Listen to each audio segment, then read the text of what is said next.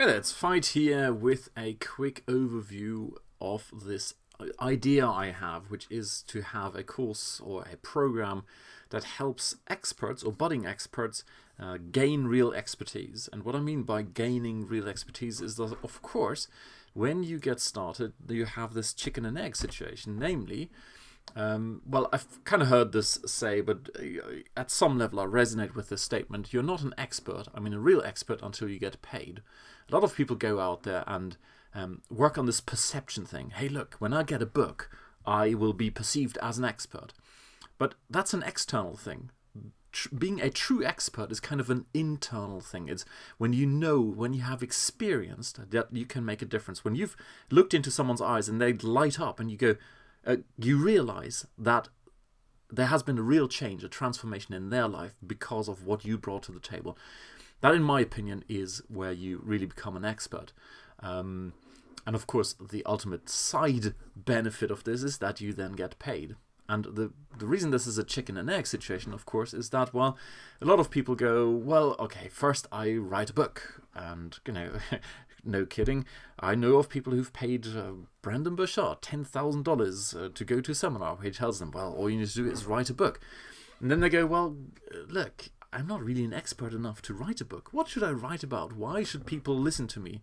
So you start to see, like, there's no point setting out trying to write a book, or the whole as seen on CNN. Well, if you don't feel like an expert, if you don't know you are an expert, it's very hard to go out and present yourself as an expert. So the solution to this is, of course, to go and, well, to experience that you are an expert. And for this, I've got something I call the Discover process, which really is about creating a pilot program. And this is something I learned many, many years ago and didn't take action on for the first few years. I could kick myself in the backside for not doing it earlier.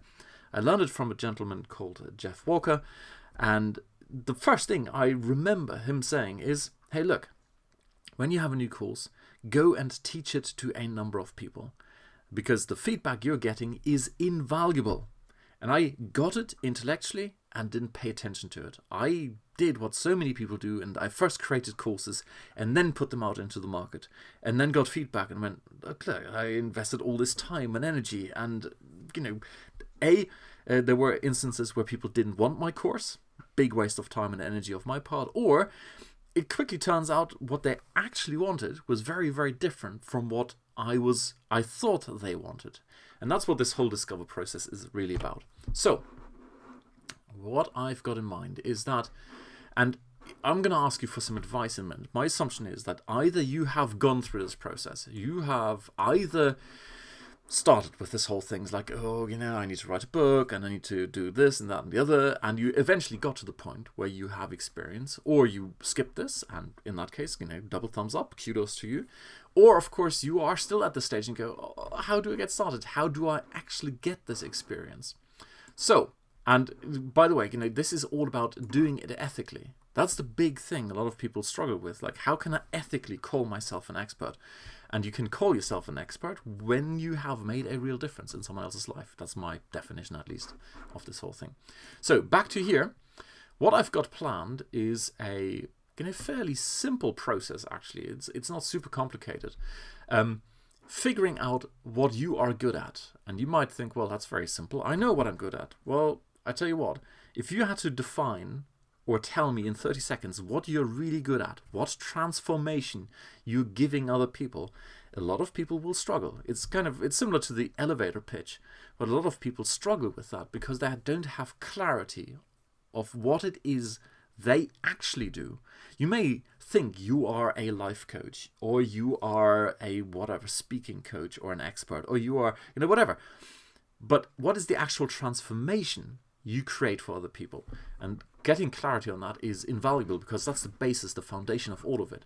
Now, step number 2 is, well, you need to figure out what people actually want. And this is the biggest stumbling block. I should probably color this in, some fancy color here. Let me see if I can, is there note style, color, note style. Let's give this a fancy color. Change color to yellow, because it is so important. A lot of people go, well, I can help you with overcoming obstacles in your life. The problem is no one wakes up in the morning thinking, hey, I have obstacles in my life, I want to overcome them. What they wake up with is, man, I have anxiety attacks, or I am, procrastinating, or I don't feel like an expert. Those kind of things, right? And even they probably don't wake up thinking I don't feel like an expert. They feel like, man, I'm not getting any clients and I can't do it ethically. I don't want to go out and pretend I'm an expert.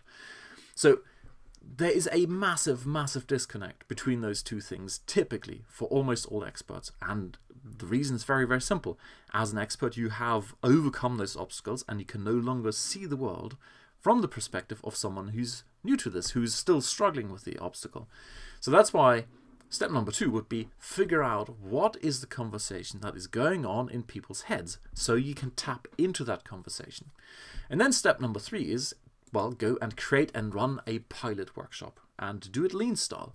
Only create what actually needs to be created, as opposed to first creating a big course and then figuring out, man, that's actually not what people want. And for this pilot, you run it, and then it has the main 3 big benefits. Namely, number 1, you collect feedback, so you can make an even better version, namely the one people actually want, as in want here, look, want. Secondly, you get testimonials. Very, very important when you then eventually go out and market your course or your program. And of course, I think, again, it is worthy of a little bit of note styling here.